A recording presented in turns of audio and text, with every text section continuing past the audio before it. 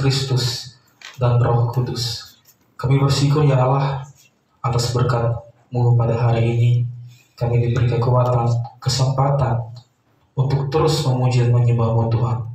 Pada hari ini Tuhan, jemaat-Mu Tuhan rindu akan setiap kebenaran firman-Mu Tuhan. Kiranya Roh Kudus memuaskan setiap kerinduan kami melalui firman-Mu Tuhan. Terima kasih Bapa, kami siap mengerti, belajar firman-Mu Tuhan. Hanya dalam nama Kristus Yesus Tuhan kami. Amin. Shalom Bapak Ibu dikasih Tuhan Yesus Kristus. Selamat hari Minggu. Puji nama Tuhan, kita bersyukur pada hari ini bahwa Tuhan sungguh sangat amat baik. Ya, seberapapun yang ada yang hadir, kita terus semangat untuk belajar kebenaran firman Tuhan. Bapak Ibu dikasih Tuhan Yesus Kristus, pada hari ini ya, saya akan membawakan tentang tema besar, yaitu Yesus Kristus jawaban bagi seluruh sejarah manusia. Diambil dari Roma 5 ayat 6 sampai 17. Kenapa tema ini saya angkat tentang kenapa Yesus Kristus adalah jawaban bagi seluruh sejarah manusia? Kita mengerti Bapak Ibu bahwa seluruh sejarah perjalanan manusia sangat panjang, ya, dari sejak zaman Adam sampai sekarang ini ya panjang sekali ya. Bukan hanya tentang sejarah manusia, tetapi bagaimana semua orang memahami Yesus ya.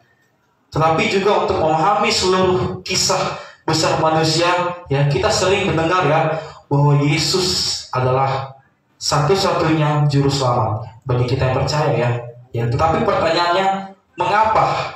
Mengapa hanya Yesus ya? Mengapa bukan dari yang lain ya? Mengapa jalur keselamatan harus melalui Mesias ya? Mengapa harus melalui salib ya, kematian dan kebangkitan ya? Lalu menjadi pertanyaannya, bagaimana dengan bangsa-bangsa sebelum Abraham ya? Apakah mereka tidak memiliki kesempatan untuk mengenal yang namanya keselamatan itu? Nah, siang ini Bapak Ibu kita akan melihat sejarah umat manusia ya, dari Adam, Nuh, peristiwa Babel, Abraham, kerajaan Israel sampai pada akhirnya Yesus ya. Kita mengerti Bapak Ibu bahwa banyak sekali perkembangan agama-agama, kepercayaan memiliki sistem keselamatannya masing-masing ya.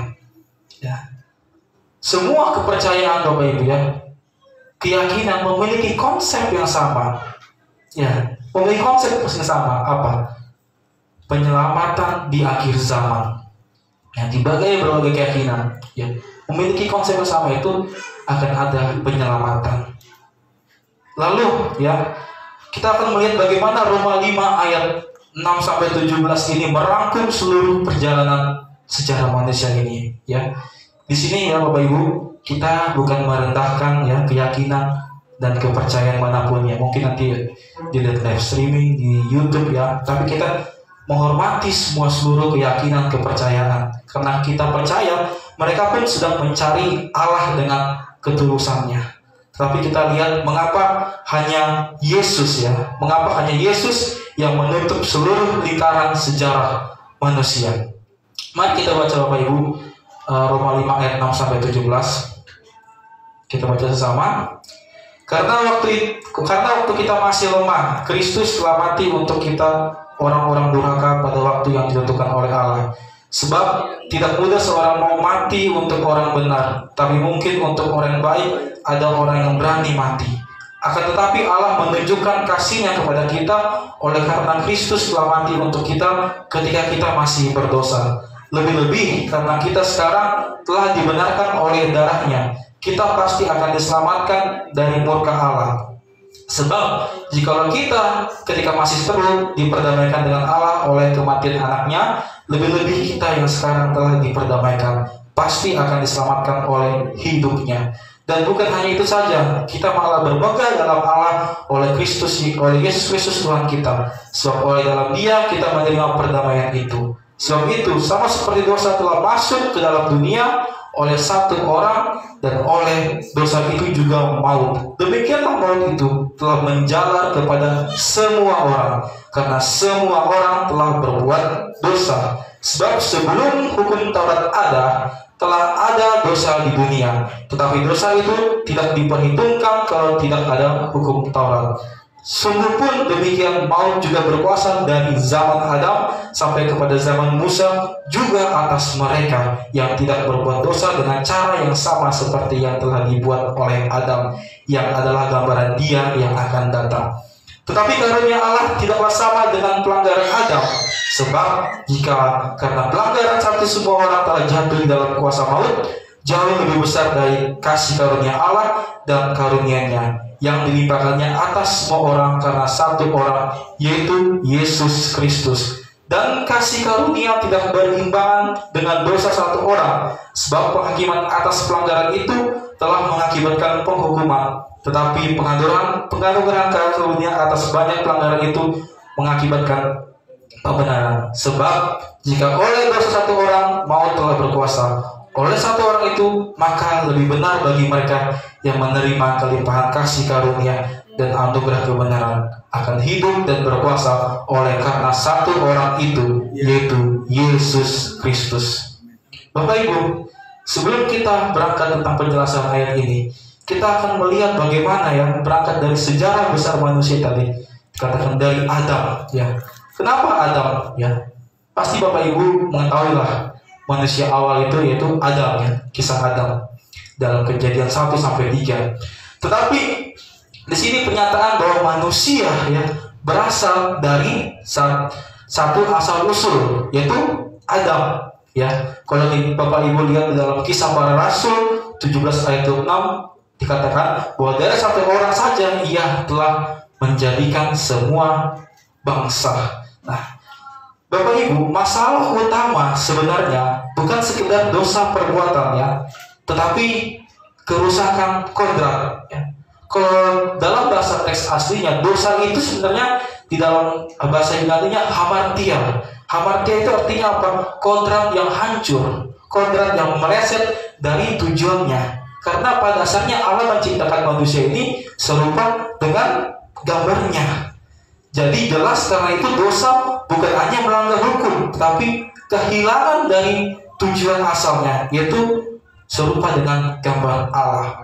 Lalu apa kodrat yang diturunkan? Ya, kalau di dalam Kejadian 5 ayat 3, ketika mereka jatuh, keturunan turut rupa dan gambarnya. Ya, jadi Adam diciptakan menurut gambar Allah. Ya, namun setelah kejatuhan, ia melahirkan keturunan menurut gambarnya Adam sendiri yang telah rusak. Jadi Bapak Ibu, sebenarnya kalau kita cermati, bahasa yang tepat sebenarnya bukan sekedar dosa turunan bersalah, tetapi natur kodrat yang rusak yang diturunkan itu kepada manusia. Itulah sebabnya seluruh umat manusia bukan satu bangsa atau bukan satu kepercayaan, tapi memiliki kodrat yang rusak itu dan membutuhkan pemulihannya sama. Semua ya, tanpa terkecuali. Nah, lalu berangkat peristiwa dari Nuh ya, Bapak Ibu tahu ya kejadian peristiwa itu, bahwa setelah air bah ya, manusia itu diriset kembali ya, diulang kembali, dimulai dari keluarga Nuh ya, ada Sem, Ham, dan Yafet. Secara antropologis Bapak Ibu, dari sinilah muncul bangsa-bangsa keturunan ya. Sem melahirkan bangsa-bangsa Arab, Ibrani, Aramaik. Lalu Ham ya, anaknya melahirkan bangsa-bangsa itu Afrika, Mesir, Kanaan. Lalu ada Yafet ya, melahirkan bangsa-bangsa generasi seperti Eropa, Indo-Eropa, Asia kecil. Nah, dari sinilah Bapak Ibu kepercayaan, keyakinan agama-agama kuno berkembang. Kenapa? Ya, karena kejadian terus berlangsung, manusia menghadapi namanya peristiwa Menara Babel. Ya, Bapak Ibu pasti pernah baca Menara Babel ya. Kalau orang hanya sering melihat Menara Babel ini sekedar cerita tentang itu munculnya banyak bahasa ya.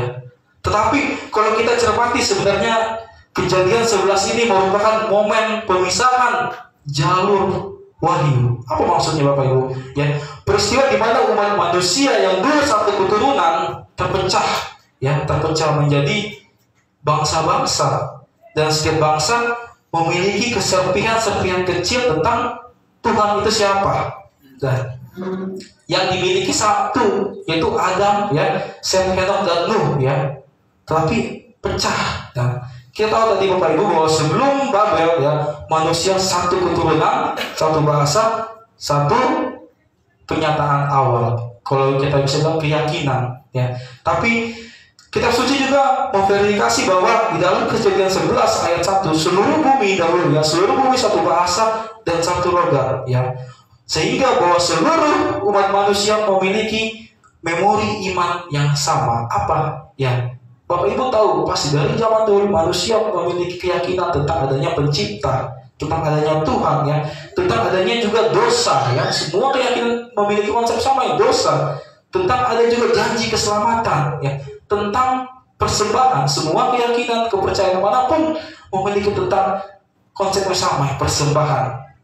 Nah, menariknya Bapak Ibu, banyak kebudayaan paling tua ya di dunia sama-sama menyimpan cerita yang sama, yaitu peristiwa banjir besar tadi ya, semua ya. Ini bukan kebetulan Bapak Ibu, ini adalah bahwa kesaksian umat manusia pernah berbagi satu tradisi memori yang lama ya, tentang peristiwa banjir besar ya. Contoh Bapak Ibu, kalau di dalam keyakinan Mesopotamia ada namanya kisah Gilgamesh ya, banjir besar yang membinasakan manusia. Di dalam India kuno ada namanya kisah Manu dan ikan ya. Lalu di dalam Tiongkok juga ada kisah banjir besar, itu disebut kisah Genyo. Lalu banyak sekali, baik itu di Yunani ada namanya kisah Deukalion. Ini apa artinya Bapak Ibu?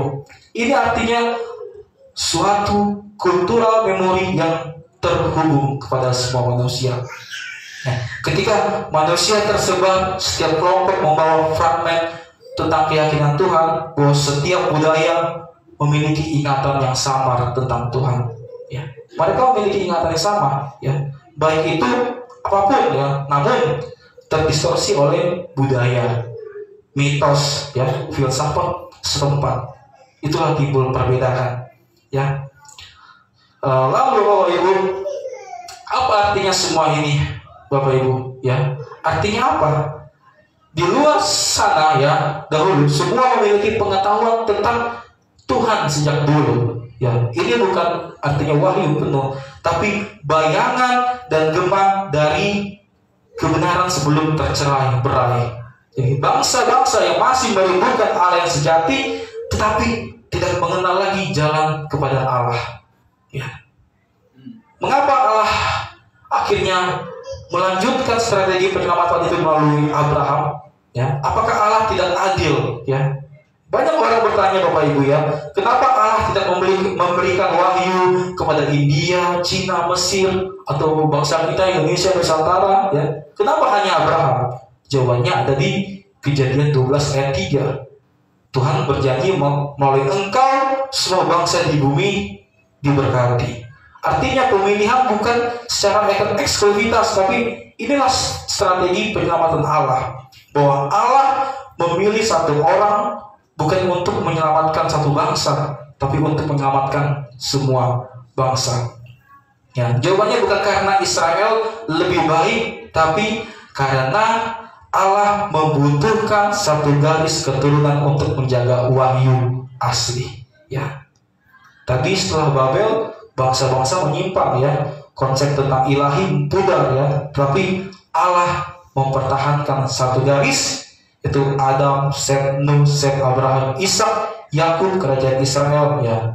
Tujuannya hanya satu Bapak Ibu, melahirkan Mesias, pemulih seluruh umat manusia. Jadi pemilihan Israel bukan diskriminasi ya Bapak Ibu ya, tapi jalan pemulihan bagi seluruh umat manusia. Ya, secara garis besar Bapak Ibu ya, dari Abraham ya, Tuhan melakukan perjanjian dan janji berkat ya, bahwa dia akan menjadi bawa bangsa ya.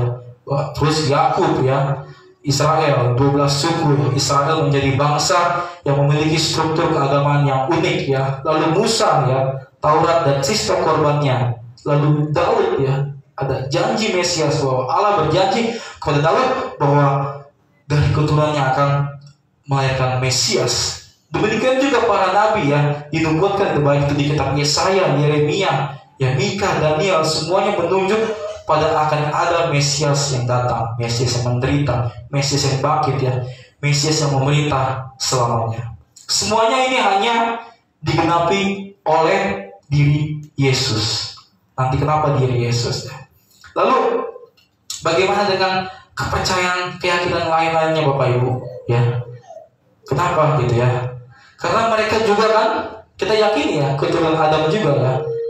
Semua manusia kita yakini keturunan Adam dan Nuh ya. Baik kepercayaan apapun itu, mereka memiliki satu keturunan, yaitu Adam dan Nuh. Dan mereka juga memiliki memori yang sama ya tentang Tuhan dan kesadaran moral. Makanya banyak sekali agama-agama mengajarkan tentang moral ya. Tapi yang hilang adalah pengetahuan tentang cara kembali kepada Allah yang benar ya. Lalu Bapak Ibu ya, mengapa kalau dilihat baik itu kepercayaan, keyakinan memiliki konsep yang sama bahwa akan ada penyelamatan di akhir zaman. Semua Bapak Ibu, ini menarik, baik itu di keyakinan saudara kita, baik itu di Hindu, mereka memiliki namanya sistem karma ya. Karma itu diibaratkan orang yang berbuat salah, berdosa akan menghasilkan karma buruk atau karma baik. Lalu reinkarnasi ya, reinkarnasi ada apa? Manusia semakin berdosa terus akan melahirkan lahir mau jadi hewan, manusia, tergantung dosanya, perbuatannya ya. Lalu banyak sekali ya. Jadi ini adalah kita simpulkan bahwa upaya manusia memperbaiki dirinya, tetapi tidak menjawab kerusakan kodrat ya. Dikatakan Roma 7 ayat 19 bahwa manusia ingin melakukan yang baik, tetapi yang jahatlah yang lakukan ya. Sehingga Paulus menegaskan masalah manusia sebenarnya bukan kurang usaha ya, tetapi kodrat yang rusak tadi ya. Banyak sekali Bapak Ibu ya, keyakinan-keyakinan juga yang lain tanpa saya sebut ya. Sama halnya juga Paulus juga pernah menjelaskan bagaimana orang di luar sana. Kalau Bapak lihat di Roma 2 ayat 14 sampai 15 bahwa sebenarnya hukum Taurat tertulis dalam hati mereka ya, versi mereka itu. Lalu namun Taurat dalam hati hanya bisa memberi kesadaran, bukan memberi penebusan ya. Kita percaya bahwa hukum-hukum kepercayaan manapun hanya memberikan kesadaran, tapi bukan memberi penebusan. Sehingga Rasul Paulus pernah berkata bahwa hukum tidak sanggup menyelamatkan manusia ya. Demikian juga dari itu di filsafat yang Yunani ya, mencari kebenaran melalui akal ya, mencari kebenaran melalui pengetahuan cerdas ya, tetapi manusia tidak diselamatkan melalui logika kita.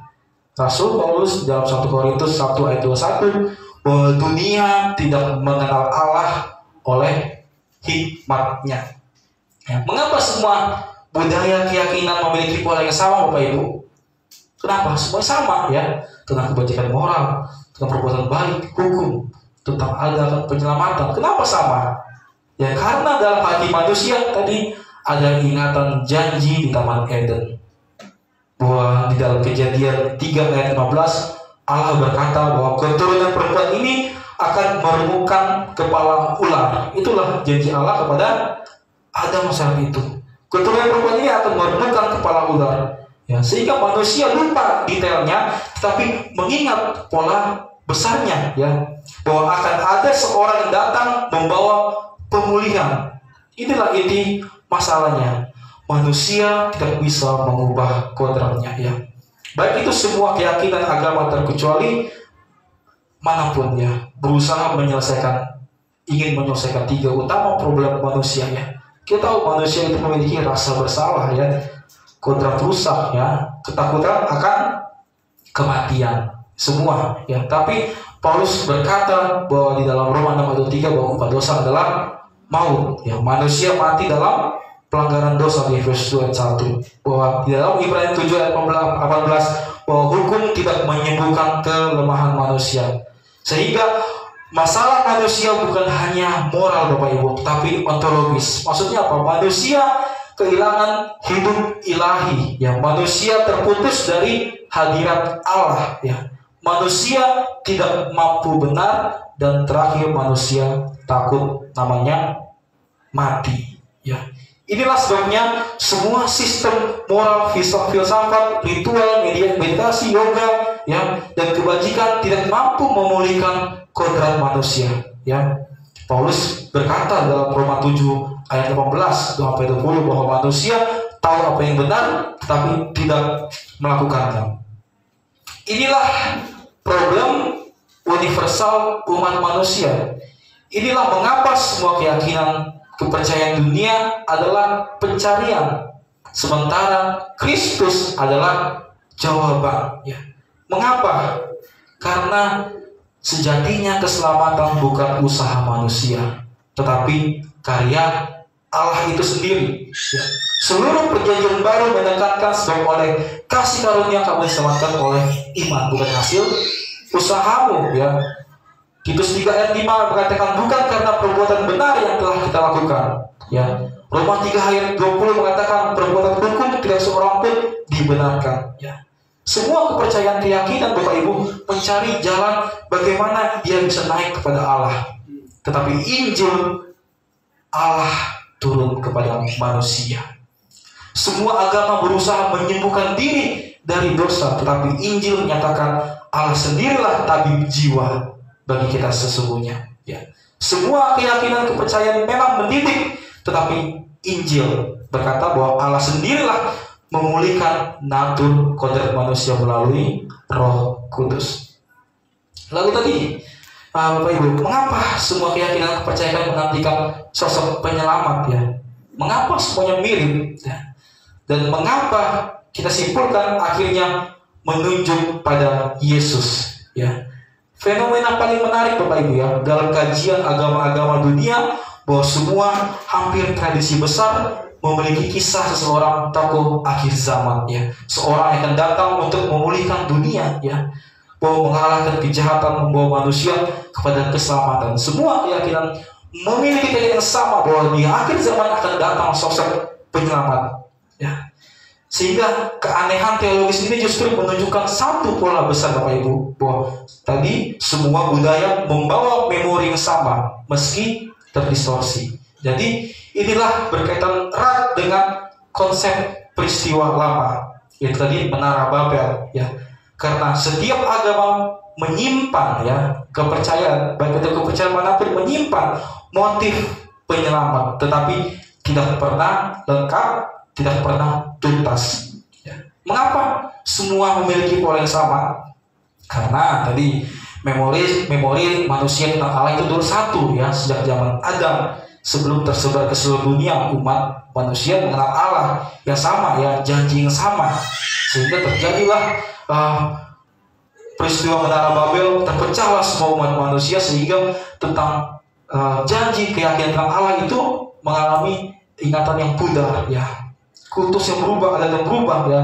Tetapi kisah itu masih masih tersisa dalam memori manusia walau mengalami terdistorsi, ya. Kayak saudara-saudara keyakinan di luar sana, misalnya Hindu, ya, mengekspresikan melewat avatar Wisnu adalah reinkarnasi Wisnu yang akan datang di akhir dunia untuk menyelamatkan manusia, katanya. Lalu kepercayaan Buddhis juga mengatakan bahwa akan ada guru besar, yaitu Buddha terakhir, ya. Persia juga, yaitu juru selamat yang bernama Sosian. Kemudian Yahudi lewat konsep Mesiasnya, Masiahnya, ya. Lalu saudara kita Islam dengan konsep Mahdi dan Isanya, ya. Semua menunggu yang akan datang, masih menunggu yang akan datang. Karena itulah narasi penyelamat menjadi universal bagi seluruh umat manusia, Bapak Ibu. Lalu mengapa akhirnya semua menunjuk kepada Yesus? Ada 3 alasan teologis utama, Bapak Ibu.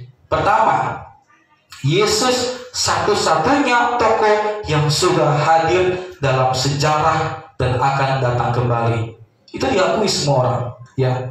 Semua tokoh agama lain masih menunggu akan datang sosok penyelamat, tapi hanya Yesus yang telah hidup secara historis, ya, terbukti mati dan bangkit, meninggalkan janji bahwa dia akan datang kembali, ya. Kedua, Yesuslah satu-satunya yang menyelesaikan masalah utama manusia, yaitu dosa, ya. Ketika bangsa lain, kepercayaan lain menantikan penyelamat politik, moral, atau kosmis, tapi Yesuslah datang pertama kali untuk menyelesaikan akar kerusakan dunia, yaitu dosa manusia. Bapak Ibu, tanpa inilah penyelamatan tidak mungkin terjadi. Karena apa?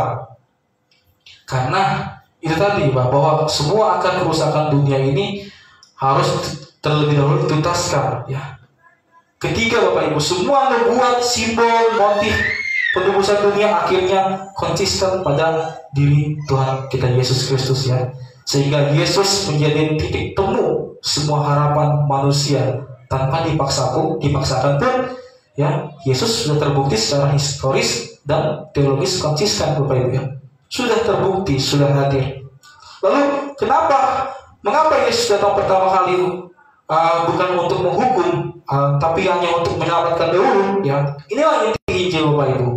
Pertama, kedatangannya yang jelas, ya, menyelamatkan manusia dari dosa. Tuhan Yesus berkata bahwa Anak Manusia datang mencari dan menyelamatkan yang hilang. Lalu nanti kedatangan kedua baru didatang sebagai Raja yang hakim, ya, menghakimi dunia, ya, menghakimi semua dunia dan memulihkan segala sesuatu. Dengan kata lain, ya, secara bahasa Alkitabnya, pertama didatang sebagai anak domba, nanti kedua didatang sebagai singa, ya. Lalu kesimpulan utamanya apa, Bapak Ibu, ya? Ketika semua agama menunggu penyelamat, ya, tapi tidak memiliki sumber kejelasan dan kepastian, kita sudah menerima kepastian itu, yaitu Yesus. Sehingga saya katakan bahwa hanya Yesuslah janji itu digenapi, dosa diselesaikan, dan akhir dari sejarah manusia menemukan titik klimaksnya, yaitu Yesus adalah jawaban universal atas kerinduan manusia, ya. Kenapa banyak, ya, Bapak Ibu, alasan kenapa menolak Yesus, ya? Kalau Bapak Ibu lihat, baik itu di dunia internet, perdebatan lintas agama, lalu banyak tradisi menolak konsep Tuhan menebus dosa, ya. Ya banyak, Bapak Ibu, ya. Karena apa? Karena bagi mereka ada 4 alasan yang muncul, ya. Ada 4 alasan kenapa mereka menolak Tuhan menebus dosa. Yang pertama, karena bagi banyak tradisi, bagi mereka Tuhan itu atau Allah itu terlalu mulia untuk masuk ke dunia materi, ya. Dalam banyak filsafat kuno, ya, baik itu di timur dan barat, ya, dunia ini sebenarnya dianggap terlalu kotor dan terlalu fana, sehingga mereka berpendapat tidak mungkinlah Tuhan yang Maha Tinggi, yang Maha Suci itu merendahkan diri, mencampuri tubuh manusia, hidup sebagai manusia, menderita sebagai manusia. Itu yang pertama. Bagi mereka, jika Tuhan itu Maha Tinggi, maka Ia harus jauh di sana, tidak mungkin dekat, ya. Namun Bapak Ibu dikasih oleh Tuhan Yesus Kristus, ya, inilah keindahan Injil kita, ya, bahwa Firman itu telah menjadi manusia dan diam di antara kita. Yohanes 1 ayat 14. Dia datang menjadi manusia dan diam di antara kita. Inilah dalam Injil kemuliaan Allah, kemuliaan Tuhan yang sesungguhnya terlihat dalam kesediaannya turun, mendekat, menyentuh luka manusia itu, ya. Bukan berarti, Bapak Ibu, Allah itu menjadi kurang mulia ketika turun menjadi manusia. Justru kemuliaan sejatinya adalah kasihnya Dia itu turun kepada manusia. Dia bukan Allah, hanya Allah berkata akulah Maha Pengasih, tapi Dia lebih-lebih membuktikan Dia turun kepada kita. Kedua, alasannya karena apa? Karena menurut banyak tradisi Tuhan tidak mungkin mati, Ya, pasti mereka menolak. Tuhan tidak mungkin mati. Saya katakan benar ya, Tuhan tidak mungkin mati dalam kata kutip. Tuhan tidak mungkin mati dalam keilahiannya. Itu sebabnya lah Ia datang mengenakan kemanusiaannya sebagai manusia, menjadi manusia, supaya melalui tubuh manusia Ia menjalani kematian untuk manusia. Itu yang kita kasih tahu kepada orang-orang yang ngerti. Tidak mungkin Tuhan mati. Oleh karena itu di Ibrani 2 ayat 14 mengatakan, karena anak-anak itu dalam kurung manusia ya adalah anak-anak dari darah dan daging, maka ia juga menjadi sama dengan mereka dan mendapat bagian dalam keadaan mereka, supaya oleh kematiannya ia memusnahkan dia, yaitu iblis yang berkuasa atas maut. Jadi Bapak Ibu, ketika Tuhan Yesus mati, ya berarti bukan Tuhan yang binasa ya Bapak Ibu, tetapi apa? Melalui kemanusiaannya, dia masuk wilayah yang paling menakutkan bagi manusia, yaitu apa? Kematian. Ya. Mengapa Bapak Ibu? Karena musuh terakhir manusia bukan penderitaan. Ya. Musuh terakhir manusia bukan kemiskinan atau bukan ketidaktahuan atau kebodohan, bukan karma buruk, tapi musuh terakhir manusia adalah maut itu sendiri. Dalam 1 Korintus 15 ayat 26 kalau nggak salah. Ya. Kalau Tuhan tidak turun ke wilayah maut, maka maut tetap berkuasa. Ya. Tetapi disinilah ketika Kristus mati dan bangkit, Ia menghancurkan kuasa maut dari dalam. Itulah sebabnya Ia berkata, akulah kebangkitan dan hidup. Hanya Yesus yang berani berkata, akulah kebangkitan dan kehidupan. Lalu alasan ketiga kenapa mereka menolak, karena sebagian tradisi memandang, ya, sebagian keyakinan kepercayaan memandang bahwa penebusan sebagai sesuatu yang tidak adil. Ada keyakinan yang berkata, Bapak Ibu, setiap orang kan harus menanggung dosanya sendiri. Bagaimana mungkin dosa seorang dibayar oleh orang lain? Bapak Ibu dikasih Tuhan, jika dosa hanya dipandang sebagai pelanggaran hukum, mungkin pertanyaan ini benar ya. Tetapi Alkitab mengajarkan bahwa dosa bukan hanya pelanggaran, tetapi kerusakan, penyakit rohani ya, racun yang merusak kodrat manusia. Bukan hanya sekedar pelanggaran Bapak Ibu. Karena itu Bapak Ibu, penebusan bukan sekedar orang lain membayar denda kita, tapi penebusan adalah Allah menyembuhkan manusia dalam dirinya sendiri. Makanya itulah membuat Yesaya mengatakan di Yesaya 53 ayat 5 bahwa Dia tertikam karena pemberontakan kita, oleh bibirnya kita menjadi sembuh. Perhatikan Bapak Ibu, bukan hanya diampuni tetapi disembuhkan. Ya, ini lebih dari keadilan hukum. Ini adalah pemulihan kodrat manusia. Kodrat yang sakit itu dipulihkan karena disembuhkan. Bapak kasih bahwa ya, kalau masih kecil ya, sakit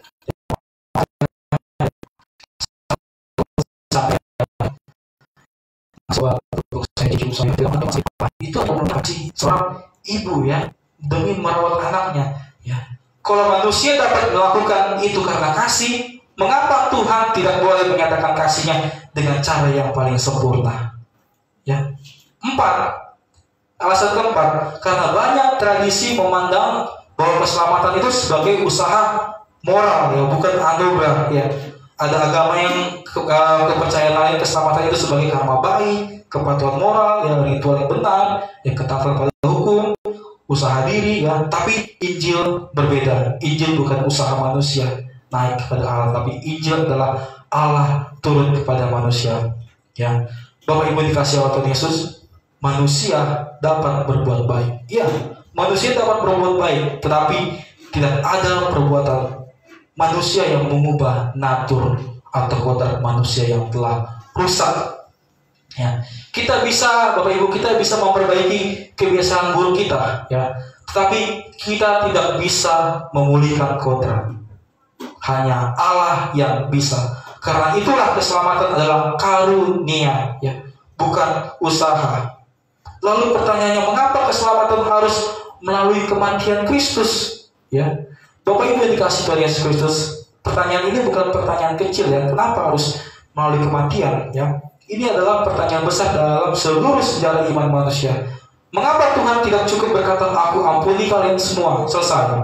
Ya, kenapa Tuhan tidak berkata, aku ampuni kalian, selesai? Mengapa harus ada kematian Yesus? Ya, sebenarnya kita harus melihat lebih dalam dari sekedar jadi surga agama. Kita harus masuk ke akar persoalan tadi, yaitu kodrat manusia, moral, ya, dan siapa Allah itu sendiri.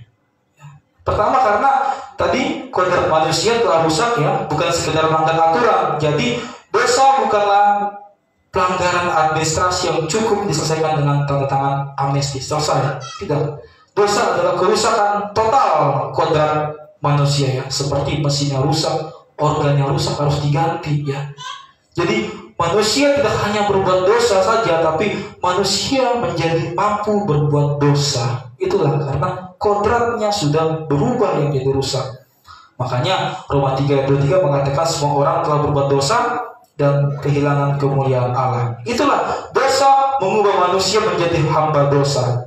Masalah terbesarnya manusia bukan ketidaktahuan, tapi ketidakmampuan. Kedua, manusia tidak dapat menyelamatkan dirinya sendiri.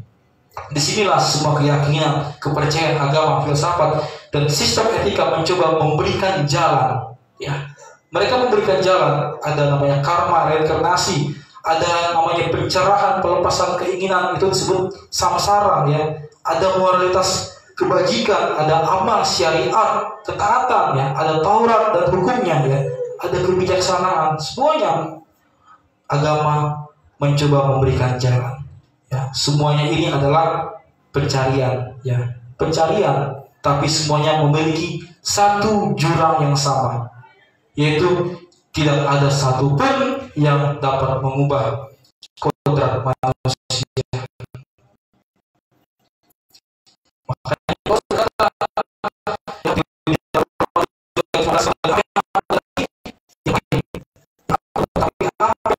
yaitu yang cara karena manusia tidak akan menyembuhkan bukan orang dalam dirinya sendiri. Sehingga apa? Hanya Allah dapat mengangkat manusia. Kalau luka itu hanya disembuhkan dengan obat, maka rohani itu harus disembuhkan oleh rohani. Ya.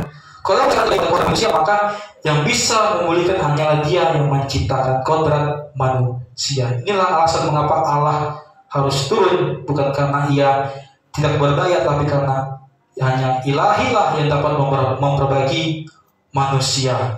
Ya. Demikian juga Allah harus turun ke dalam kondisi manusia untuk memperbaiki dari dalam. Lalu Kristus mengambil kodrat manusia yang bisa mati. Kenapa harus mati? Ya, tadi karena kodrat manusia yang rusak berakhir pada kematian. Ya, sehingga Kristus harus mengambil natur manusia itu. Dia bisa mengalami lapar, capek, ya, menderita, tubuhnya bisa mati. Bukan karena dia lemah, tapi karena dia sudah melakukan operasi penyelamatan pada kodrat manusia. Oleh karena itu dalam Ibrani itu 2 ayat 11 mengatakan Kristus turut mengambil bagian dalam keadaan mereka supaya oleh kematiannya Ia memusnahkan Dia yang berkuasa atas maut. Jadi Yesus mati bukan karena Ia kalah, ya. Ia mati karena Ia sedang mematikan maut itu. Dia bukan hanya mati, tapi Dia bangkit, ya, naik ke surga, menyediakan tempat bagi kita orang kudusnya, dan nanti akan datang menjemput kita semua. Lalu kodratnya apa dalam Roma 5 ayat 6-17? Ada lama, ada baru, ya. Roma 5 6-17 adalah satu inti keselamatan, ya. Di sini Paulus bukan hanya berbicara tentang dosa dan pengampunan, tetapi sejarah kosmik manusia. Dikatakan dari Adam pertama sampai Kristus ada, yaitu ada kedua. Sehingga Roma 5 menjelaskan mengapa kepercayaan dunia, filsafat, ya. Karena semua menghadapi realitas yang sama, yaitu kerusakan kodrat dan panggilan universal untuk diselamatkan. Maka kita akan menemukan 4 pilar utama. Pertama, ketika kita masih lemah, ya, kodrat manusia rusak, tidak berdaya, ya, lemah. Paulus di sini berkata bukan karena berdosa saja, tapi menggunakan kata lemah. Kalau dalam bahasa Yunani-nya, Bapak Ibu, itu namanya asthenes dalam bahasa Yunani-nya. Artinya apa? Cacat orang, ya, tidak berdaya, rusak, ya, yang tidak bisa diperbaiki. Maka dikatakan diterjemahkan lagi ketika kita masih lemah. Sehingga sini Paulus sedang berkata manusia bukan hanya melanggar hukum, tapi manusia adalah makhluk yang rusak, paling rusak, paling hancur. Inilah mengapa seluruh keyakinan dan kepercayaan seluruhnya berusaha mencari perjalanan pengampunan karena baik, ya, karena mereka tahu ingin menebus dirinya mereka sendiri, tapi mereka ada jurang yang tidak terjamah. Mereka tahu apa yang benar, tetapi tidak mampu hidup dalam kebenaran itu, ya. Kalau dalam ilmu psikologi modern, Bapak Ibu, kalau manusia itu trauma itu mempengaruhi perilaku, ya. Kecanduan mematahkan kehendak, ya. Manusia tidak bisa berubah hanya dengan pengetahuan. Itu ilmu psikologi mengenai manusia. Lalu ada juga bersama orang mengatakan bahwa seperti Plato, ya, Bapak Ibu masih tahu Plato. Plato mengatakan bahwa manusia menentukan yang baik, tetapi tidak mampu mencapainya, ya. Lalu ada juga salah tokoh yaitu Aristoteles, ya, mengatakan bahwa kebajikan sulit karena manusia itu sebenarnya rapuh. Manusia itu makhluk rapuh, ya, akasia, makhluk rapuh. Sehingga 2000 tahun yang lalu Paulus mengatakan bahwa manusia itu tidak berdaya, ya. Sehingga Roma 5 terus 6-8 Kristus mati bagi orang-orang fasik, ya. Penebusan bukanlah respon Allah, ya, tapi inisiatif Allah, ya. Paulus ingin kita melihat bahwa Kristus tidak menunggu manusia itu berubah, tapi ia datang di saat manusia yang paling tidak layak. Inilah keunikan Injil dibandingkan sistem keselamatan. Allah tidak menunggu manusia berubah. Allah tidak menunggu manusia. Inilah teologi, ya. Kalau manusia rusak, manusia tidak bisa menyembuhkan diri sendiri. Kalau batin manusia gelap, ia tidak bisa menyalahkan dirinya. Kalau mau memerintah, manusia tidak bisa lari dari maut. Maka Allah masuk ke dalam medan perang itu, ya. Roma 5 secara aku menegaskan bahwa Kristus tidak mati karena manusia layak, tapi Kristus mati karena manusia kembali layak, ya. Karunia Allah berlimpah, ya. Roma 5 ayat 15. Jelas keselamatan bukan usaha manusia, tapi anugerah transformasi, ya. Paulus mengatakan memilih kata karunia, ya, artinya bukan sekedar hadiah, ya, secara teks aslinya bukan sekedar hadiah, tapi ini adalah pemberian yang mengubah penerimanya, ya. Kita percaya ketika kita menerima Kristus, kita diubah, ya, menjadi orang kudus, ya. Inilah sebabnya Injil bukan hanya sekedar menghapus dosa, tapi Kristus menciptakan ulang manusia dari dalam, ya. Yaitu manusia baru, ya, seperti organ rusak diganti dengan organ baru, ya. Itulah sehingga Adam gagal, Kristus mengulang dalam ketaatan. Adam jatuh, Kristus berdiri bagi seluruh umat manusia. Inilah disebut kasih karunia, Ibu. Diselamatkan, ya, dikuduskan pasti, dan akhirnya nanti kita disatukan oleh hidupnya Allah. Jadi jelas, ya, keselamatan bukan hanya sekedar masuk surga, keselamatan bukan hanya sekedar selamat dari api neraka, tapi keselamatan adalah transformasi kodrat manusia yang diubahkan menjadi kudus dan layak di hadapan Allah. Itulah diselamatkan oleh kasih karunia, dikuduskan oleh Roh Tuhan, Roh Kudus, sehingga perubahan status kita yang layak dan kudus secara nyata, bukan hanya sekedar moralitas. Lalu jelas menyambutkan hidupnya Allah Injil, inilah mahkota keselamatan. Inilah inti dari seluruh karya Kristus, bahwa manusia mengambil bagian dalam hidup Allah, bukan menjadi ilahi seperti Allah ya, tapi menerima energi dan hidup seperti kasih Allah ya. Kalau ilustrasikan Bapak Ibu seperti besi ya, dimasukkan ke dalam dapur api, besi tetap besi, tapi ia menjadi panas seperti api, tapi sebenarnya dalam besi. Artinya apa Ibu? Ia bersifat-sifat api itu. Demikian juga dalam Kristus kita serupa dengan Allah. Kita memiliki sifat-sifat seperti Allah. Makanya itu kata Petrus dalam 2 Petrus ayat 1:4 mengatakan kita mengambil bagian dalam kodrat ilahi. Inilah alasan mengapa Yesus datang, bukan hanya sekedar untuk menghapus dosa, tapi untuk memulihkan gambar Allah, memulihkan gambar Tuhan dalam manusia. Allah menjadi manusia supaya manusia dapat menjadi serupa dengan Allah. Inilah makna dalam keselamatan. Bukan hanya sekedar selamat dari neraka, tapi dipulihkan, diubah, ya, dimurnikan, dipenuhi Roh Kudus, disatukan dengan hidup Kristus. Inilah transformasi sejati yang melampaui sistem karma, yang melampaui samsara, yang melampaui usaha moral manusia. Ya, dunia boleh menawarkan usaha manusia bagi Tuhan, tapi Injil sudah menawarkan Tuhan masuk ke dalam manusia. Sebagai penutup Bapak Ibu ya, tadi kita sudah tahu seluruh sejarah perjalanan dari Adam yang sampai Babel, Abraham sampai Daud, dari Nabi sampai Kristus. Ini sampai terus menuju salib ya. Karena Allah tentu mengasihi dunia.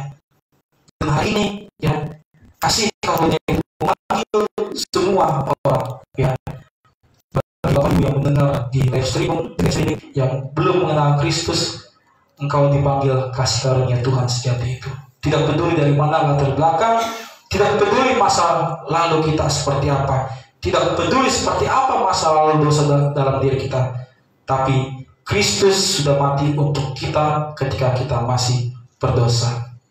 Yang puji nama Tuhan, ini saja yang dapat kita pelajari pada hari ini. Kita percaya bahwa Roh Kudus akan terus membimbing kita, Roh Kudus akan memperbarui hikmat kita hari semakin hari. Mari kita tutup dalam doa.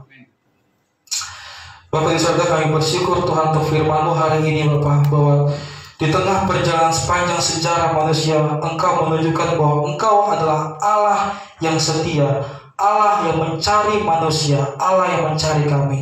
Ya, ketika manusia tidak mampu mencari Engkau, Engkau sendiri datang menawarkan keselamatan itu. Kami bersyukur Bapak, pada jemaat yang hadir hari ini sudah menerima keselamatan itu dalam diri kami. Dan kami percaya dan kami bersyukur Tuhan bahwa kami telah diwakilkan kodrat kami seperti serupa dengan gambar Allah. Kami bersyukur Tuhan, Engkau terus menjamah kami, Engkau terus memperbarui hati dan pikiran kami. Kami juga telah berdoa Tuhan bagi saudara-saudara kami yang belum mengenal Kristus, kiranya mereka dapat mengenal Kristus Tuhan. Kami percaya bahwa anugerah-Mu yang terbesar ini, kami mohon Tuhan, kami berdoa kiranya setiap masih jemaat menjadi penginjil yang setia, yang berdampak, membawa kesaksian kepada keluarga, teman, kerabat, saudara bagi mereka yang belum mengenal-Mu Tuhan. Terima kasih Tuhan, kami sudah belajar firman Tuhan dan kami percaya kami tidak akan berhenti karena Roh Kudus yang selalu terus membimbing kami hari